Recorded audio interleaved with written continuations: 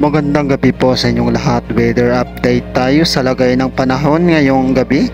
Makikita po natin sa ating data na malakas na po na mga pag-ulan ang ating mararanasan hanggang sa susunod na mga araw dahil po nasa loob pa rin po ng Philippine Area of Responsibility ang bagyong Hana na may international name at dalawang bagyo sa labas ng ating PAR or nasa Pacific Ocean. Kaya saan pa rin natin na malalakas na mga pag-ulan hanggang sa susunod na mga araw dahil nga po pinalakas po ng bagyong Hana ang habagat na umiral pa rin sa malaking bahagi po ng Luzon, Visayas at Mindanao.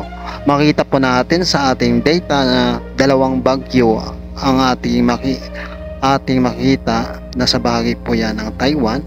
Ang isa ay nasa bahagi po ng Pacific Ocean na ito ay kumikilos pa west-north, kaya tutok lang para sa ating update sa susunod na mga oras. Huwag kalimutan mag-subscribe sa aking YouTube channel para sa updates. Maraming salamat po sa inyong lahat.